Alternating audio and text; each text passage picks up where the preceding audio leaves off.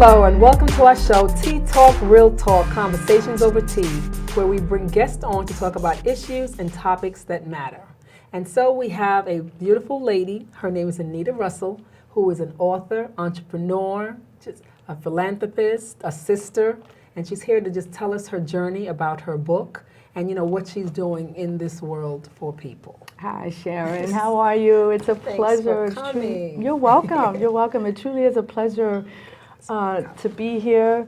I have just been on a very incredible journey probably since, I guess, about February or March when I was invited to work on this project. And one of the things that I can say is I really enjoy social media. And social media is really the medium through which this actually happened. The woman that I work with, her name is Erica Gordon, as the compiler. I've never even met her in person, right. But we've spoken on the phone, we've emailed, we've texted, we've done all of that. And what she did was she was very instrumental in bringing together a group of 30 women, myself included and her also included, to write this book.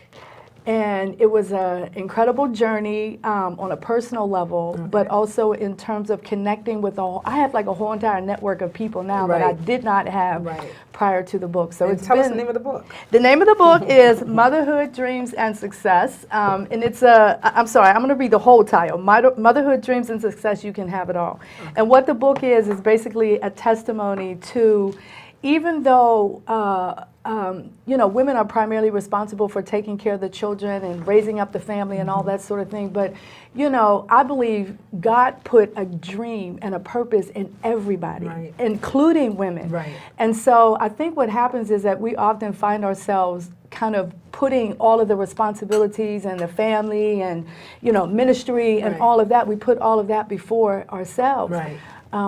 But what you often find is, and it was in my case, is did you just have this thing in the back of your mind that keeps telling you you're supposed to be doing something else. Exactly. So that's kind of how I felt as I was, not even as I was writing the book, but in the years approaching writing this book. I knew there was something else that I was supposed to be doing. I knew it had something to do with writing, because I would say to my friends, I think there's a book inside of me. Like, I don't know what I'm supposed to write with, whatever. Right. But I knew something was going to come about. But I believe that was just God speaking to me and letting me know there's something that I have prepared for you. Right. And it's exciting. It's very exciting. It's exciting when you have it inside of you and you're not really sure, but then here's someone that comes knocking on your door, and that person now has helped you to get it out there. Exactly. And so that is very exciting. The book looks very nice. I did start reading it.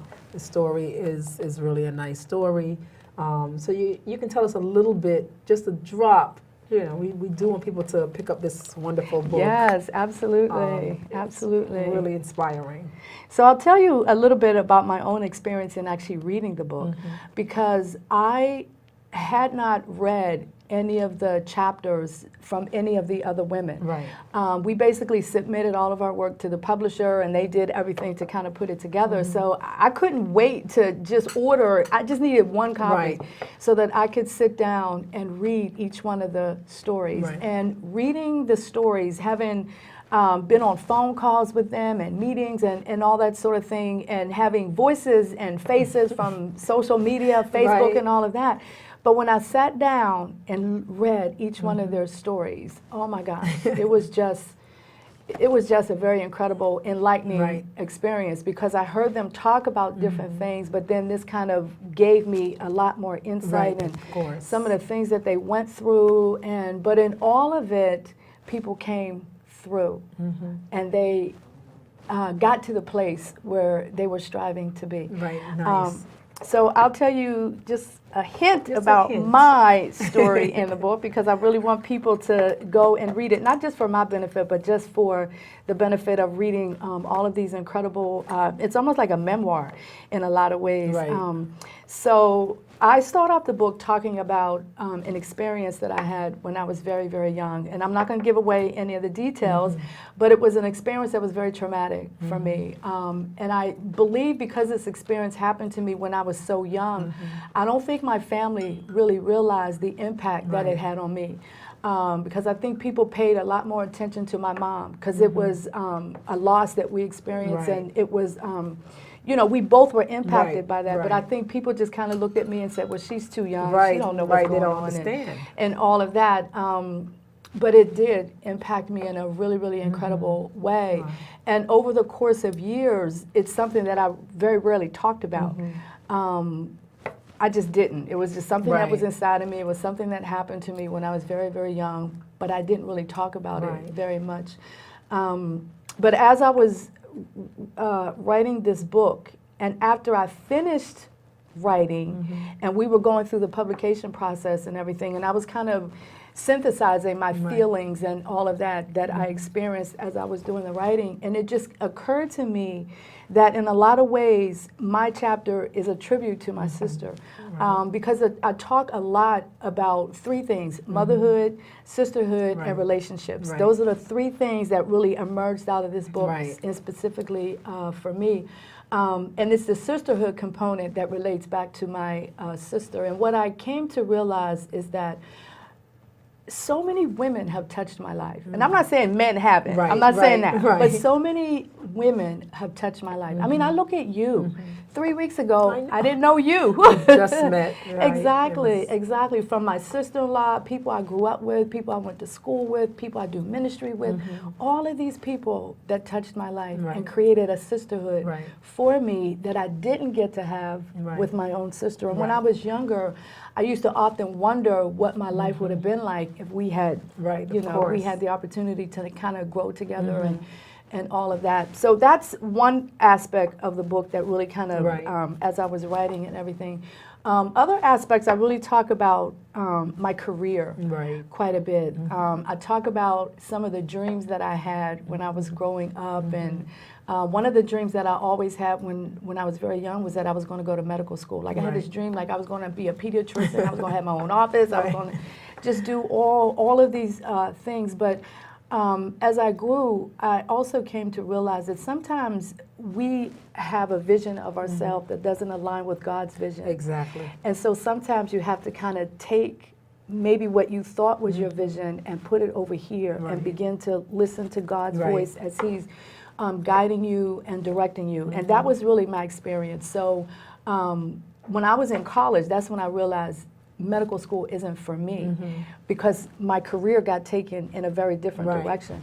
But it got taken in a direction of scientific research, Yes. which when the first time I was in I can remember the first time I Right. was actually in a laboratory. I was like, wow, this is cool. It was like maybe my sophomore year or so in college, and I was just like, wow, I like this. And so that kind of veered me off Okay. into a very different, a different direction. And so one of the things that I think about when I think about my life or where I'm, you know, working with people or Right. talking with people is there are milestone decisions along the way that either take you to the right or take you to the Right, left. yes. And when exactly, Yep. when I made that decision, that put me in on a completely different path. Right.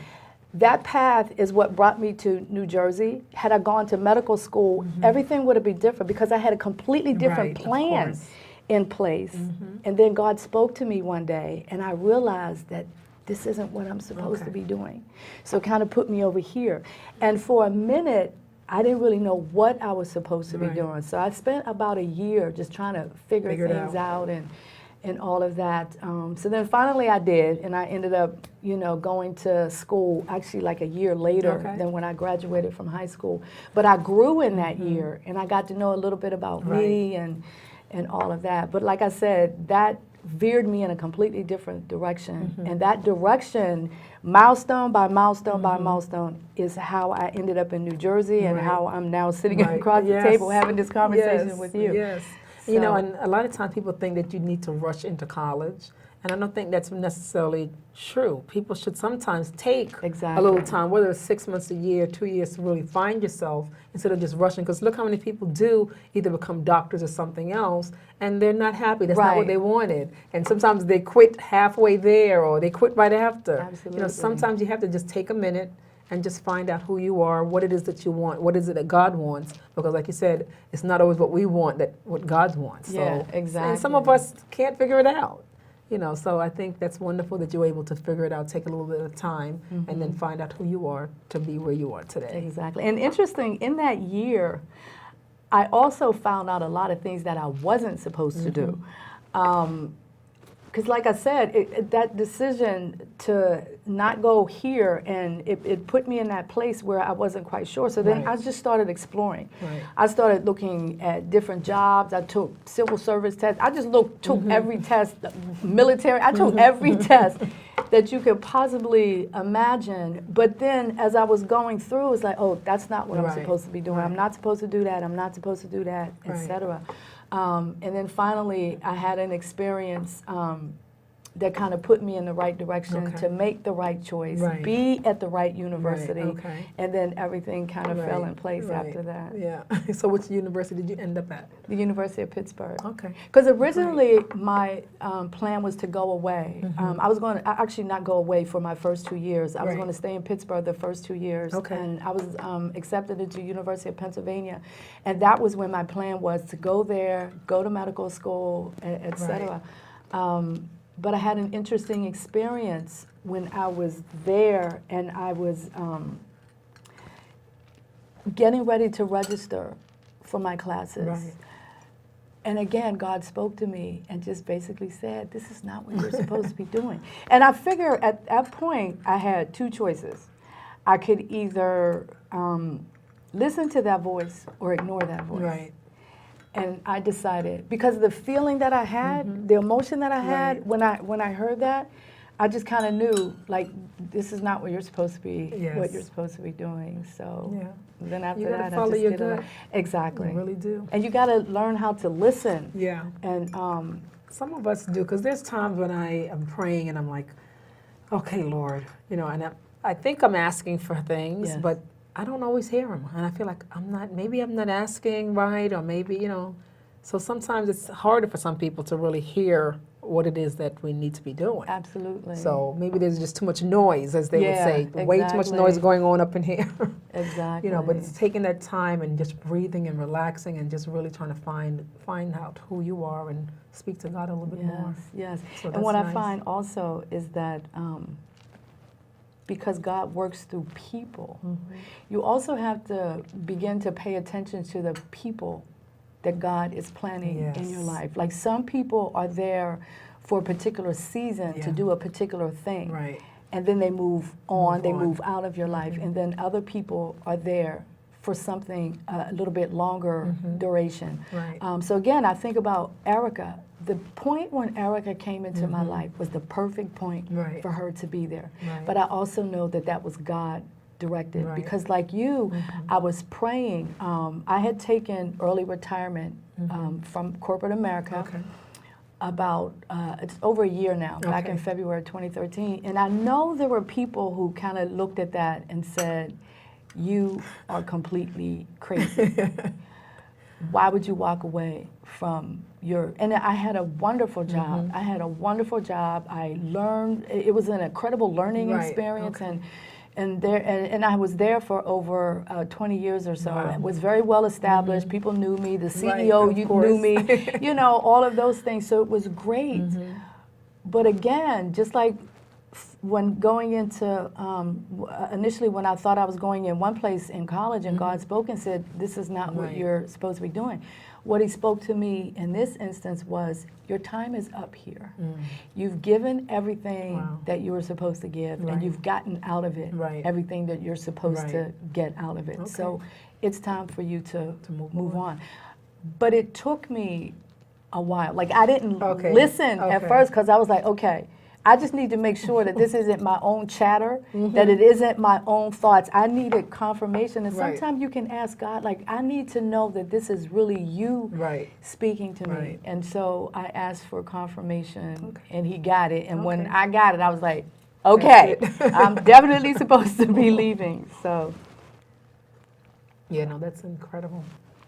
Yeah, because I mean, just like I met you at Arts All Night at that wonderful festival in Trenton. Exactly. And you inspired me just from your story about your book and everything. So, you know, I just said I had to bring you on the show so that you can kind of share your journey, You know, I think it's a Exactly. great thing when women can come together and compile something like this. You know, this is a wonderful thing. Absolutely. So, Absolutely. And I have to tell you, the night that I met you, I don't know if I had shared this with you the other day, but I was simply thirsty. And I had been thirsty for about the past hour or Right. so. And I kept saying, oh, let's go out and get Right. something to drink. And what brought me to your booth was that because at first I wanted lemonade. okay. But the other two lines were incredibly long. I mean, it was like 30 people or so. And I'm looking at these lines, I'm like, I'm not waiting all of this line. And then, because I love tea. Okay. I love tea. I'm not a coffee drinker at all. But I at any given time, I'll Right. have all kinds of teas in my house. And when I saw your booth, that immediately drew me Right, to you. right. And the other thing that drew me to you, I'm just going to tell you, was your hair. Right, Because okay, I loved right. your hair. Thank I was you. like, I love her hair. Thank you. You know, so just your Right. presence is what drew me, and the tea is what drew me to your booth. But Right. look at what came out Right, of that. I just right. wanted a cup I of know, tea. I know. And look at I what know. came out of And that. you came out and supported me for my Phenomenal Woman's Night Out, Yes. which was wonderful. Which was incredible, You and Gail yes. came, and you know she also has her book, so that's wonderful. Yes. Wonderful. Yes. Yeah. So I'm really excited that you came on here today. And if you want to tell us anything else about, you know, your other things that you do, because you do a lot of things like in the community, Right. and you have a couple things going on. So why don't you talk about some of those Sure, things? sure. I'm also an entrepreneur. Well, I left corporate America, so I had to do something. So I decided I'll just become a full-time entrepreneur. Right. And I have a travel club. I'm a part of Royal Ventures, which is a travel club. And it's probably the best travel club on the planet. Okay. I love what we do because it enabled me to kind of integrate different aspects of my life. I Okay. love to travel. Right. I needed to make some income, Right. and I wanted to help other people grow in Okay. their businesses as well. So I Right. do that. I'm also working on a project with a group of people from Upper Darby in Pennsylvania. Right. Theater arts is something that I also love. I'm not a theater art Okay. major, never, but theater arts runs in my family. Okay. So being at the theater and watching performances is something that I've been doing for Okay. years and years and Right, years and right. years. My daughter's a performing art major at Howard University. Okay, I have a nice. brother who's an actor. Right. You know, so it kind of runs in Right. the family. And I did some acting long time ago. Ah. A long time ago. I was just having a conversation with a young lady telling her, oh Okay. my God, I would love to get back into that, you know, because I loved it. It was, you know, we did like dinner theater and things like that. Oh, and nice. It was I love really dinner fun. theater. So you see, we have something else in common Yeah, as well. exactly, exactly. And so the project that they're working on is sort of forming a community-based theater art Oh, nice. group, if you Okay. will. And the way that I got attracted to them was that I also wanted to do something in the local area in Okay. Trenton. Okay.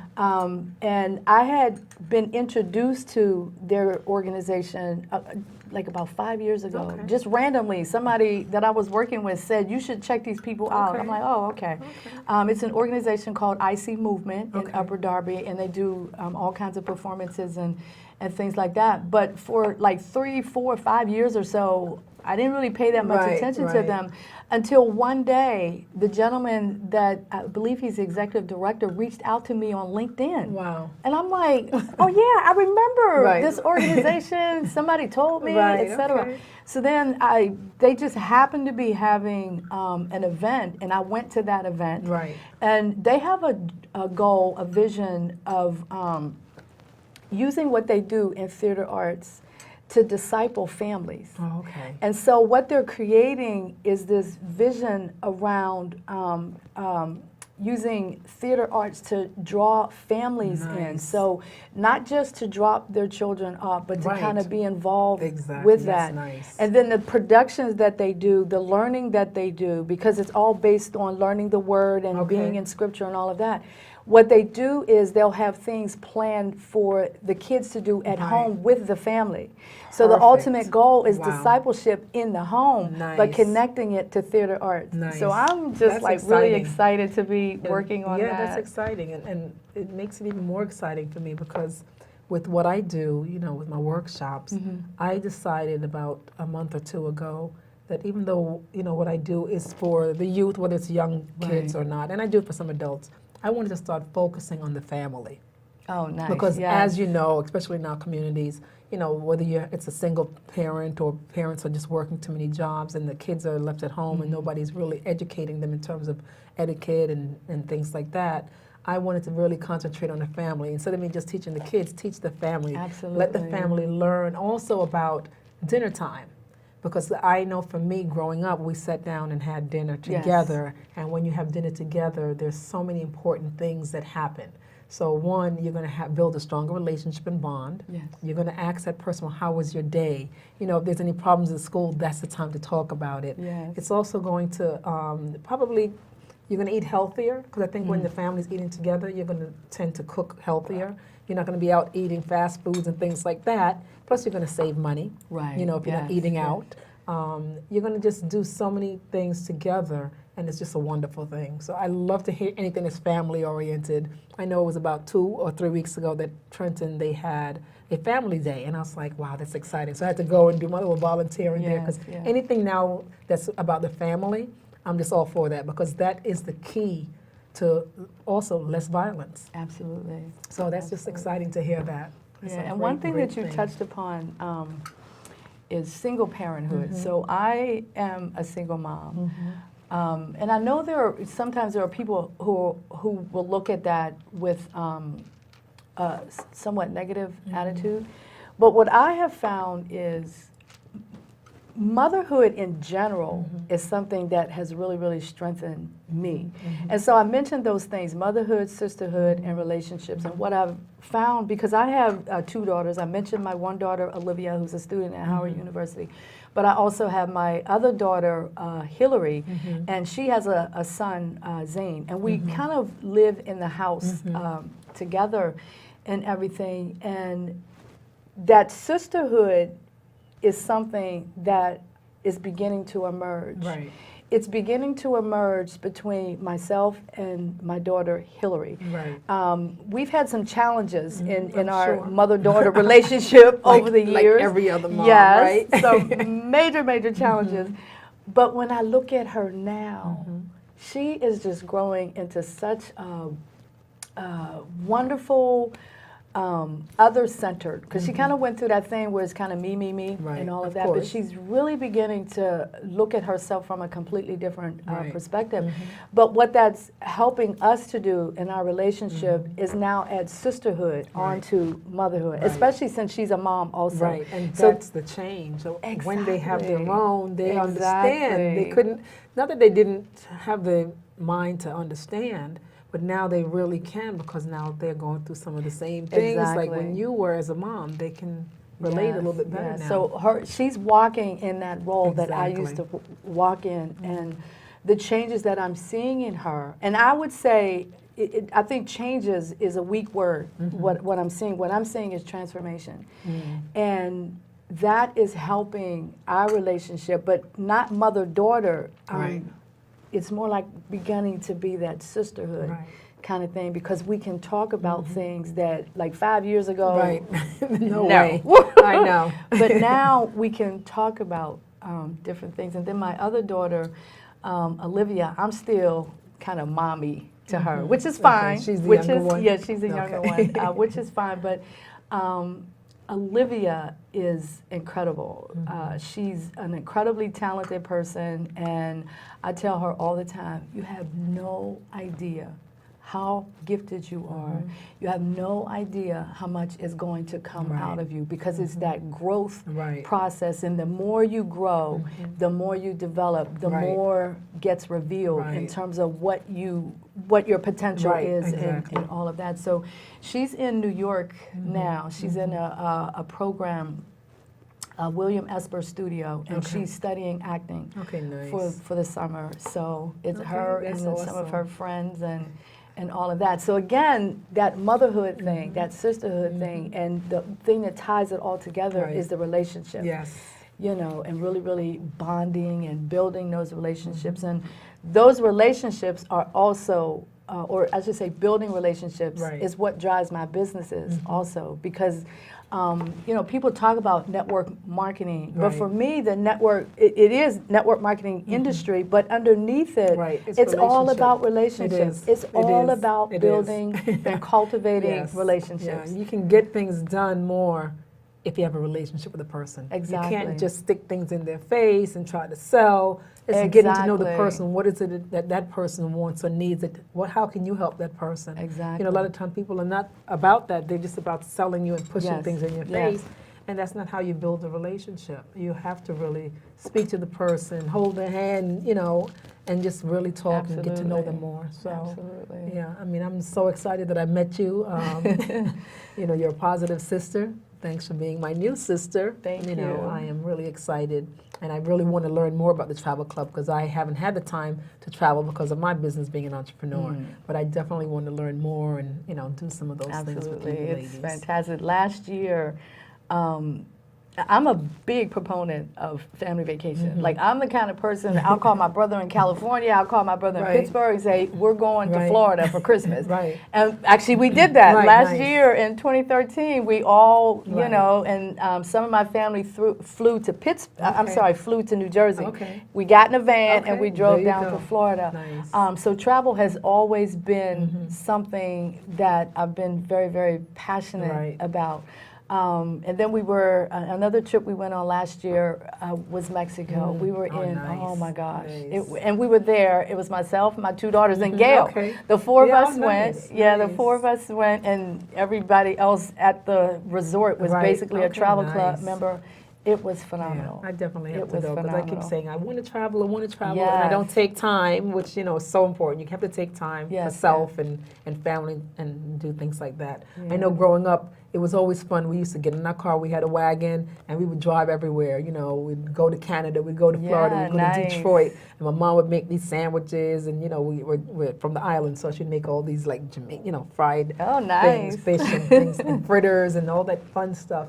You know, stopping by the pool, it was a lot of fun. There's a lot of families that are not doing that, you know, traveling together. So anything family, I think, again, we have to really instill that into people and get people doing that family thing. Yeah. So with the travel club, one of the things that I also do is really try to educate people on the benefits of travel. So often I will post things under what I call travel adds value. And I believe travel adds value in three key areas: family, which is what we were just talking about, your career, and retirement. I'm retired, and travel is basically what I want to do. You know, so I use that sort of tagline, if you will, to kind of educate people on the benefits of travel and the downside when you don't, that it can have bad effects on your health, and you know, you don't know your kids, you looked and they were 3, now they're 12, you know, that kind of thing. No, so I agree. I think travel is important because then you can also, you're getting outside of that box of where you are,